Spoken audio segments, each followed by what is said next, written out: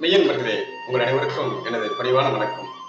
நீங்கள் பார்த்துக் கொண்டிருக்கும் இந்த ஆகாச அருளமதம் என்கின்ற இந்த காணொளி முழுக்க முழுக்க இடைத்தன்மை மெய்த்தன்மை தேடக்கூடியது. இங்கு கற்பனை நிகழ்ச்சி கிடையாது, பொழுதுபோக்கு அம்சம் கிடையாது, உணர்ச்சிகளை தூண்டக்கூடிய நிகழ்வு எதுவும் இடம்பெறாது.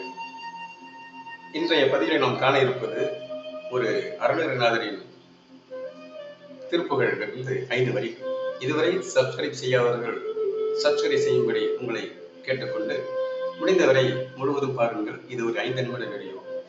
இந்த 5 நிமிட வீடியோவில் 5 வரிகள், அதன் விளக்கம், மெய்யான விளக்கம், உண்மையான விளக்கத்தை காண இருக்கிறோம். இந்த விளக்கம் உங்களுக்கு எங்கும் கிடைக்காது. தயவு செய்து காணுங்கள் நண்பர்களே. இதை உங்கள் மனதிடம் கேளுங்கள். இந்த விளக்கம் தான் மெய் விளக்கம். சரி, 5 வரிகளை பார்ப்போம். போக அந்தரி பாலா நமோ நம, நாகபந்த மயூரா நமோ நம வரசூரா, சேத தண்ட வினோதா நமோ நம, ஈத கெங்கனி பாதா நமோ நம, வீர சம்பிரம வீரா நமோ நம. இந்த முதல் வரியிலே போக அந்தரி பாலா நமோ நம. போகம் என்பது என்ன? இன்பம். என்ன இன்பம்? இறை இன்பம், மகிழ்ச்சி. அந்தரி என்பது உள்ளே இருந்து நடத்துபவன் என்பது பொருள். உள்ளே இருந்து யார் நடத்துகிறார்? இந்த இறைவன் எங்கும் இருக்கிறான், நம் உள்ளேயும் இருக்கிறான். அதைத்தான் சொல்லுகிறார். உள்ளே இருந்து மகிழ்ச்சியோடு நடத்திக் கொண்டிருக்கும் பாலா என்றால் இயக்க நிலை. அந்த இயக்க நிலையிலே இருந்து கொண்டு உள்ளே இருந்து மகிழ்ச்சியாக இருக்கும் இறைவனை வணங்குகிறேன். அடுத்த வரி, நாகபந்த மயூரா நமோ நம பரசூரா. நாகம் என்பது இங்கு வானம் என்று பொருள், ஆகாசம் என்று பொருள். பந்தம் என்பது மதில் என்றும் விளக்கு என்றும் பொருள். நமோ நம பரசூரா. பரசூரா என்பது இயக்க நிலை. இப்ப அந்த முதல் பார்த்தா, நாகம் என்றால் வானம், ஆகாச நிலையில் இருந்து கொண்டு, மதில் என்பது நெற்றி பூர்வம், நெற்றி பூர்வத்திலே ஜோதியாக ஒளியாக இருந்து கொண்டு, அந்த மயூரா என்பது பச்சுவந்தி. அந்த பச்சுவந்தி என்பது என்ன? ஒரு ஊர்வனை. அந்த பச்சுவந்தி என்ன செய்கிறது? எந்த பொருள் அமர்ந்தாலும் அந்த பொருளாகவே மாறிவிடும். அதே போல இறைவன் இயக்க நிலை இருக்கும்போது, இருப்பு நிலை இருக்கும்போது தன்னை காட்ட மாட்டான். பச்சுவந்தி எப்படி மறைக்கிறதோ அதுபோல மறைந்து கொண்டு இயக்க நிலையை வரும்போது அங்கே தன்னுடைய விளைவை அங்கே காட்டுகிறான். அவன் அங்குதான் ஒரே ஜோதியாகிய இறைவன் இயக்க நிலையில் இருக்கிறான். உன்னை வணங்குகிறேன் என்கிறார். மூன்றாவது அடுத்த வரியிலே சேத தண்ட வினோதா. சேதம் என்பது என்ன? சேதம் என்பது ஒரு நடனம். சேத தண்டம் என்பது சிவந்த நடனம் என்கிறார்கள்.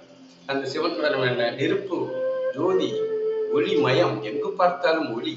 அந்த ஒளி மயத்திலே இருந்து கொண்ட இறைவன் அங்கே ஒளிமயமாக இருந்து இந்த பிரபஞ்சம் முழுவதையும் படைக்கிறான். அதே போல நம் பிண்டத்தையும் படைத்து அங்கே வினோத என்பது விளையாட்டு, விளையாட்டு என்பது நெருப்பு விளையாட்டு. அந்த நெருப்பு கொழுந்து விட்டு எரியும். அந்த நெருப்பு விளையாட்டிலே விளையாண்டு கொண்டு இந்த பிரபஞ்சத்தையும் அண்டத்தையும் பிண்டத்தையும் படைத்து இருக்கிறான். அங்குதான் இறைவன் அவனை வணங்குகிறேன் என்கிறார். அடுத்த வரியிலே கீத கிங்கினி பாதா நமோ நம. கீத கிங்கினி என்பது அதுவும் நடனமே, ஒலி, சவுண்ட். அங்கே கீதம் என்பது, கிண்கிணி என்பது ஒலி, அதாவது ஓம்காரம்.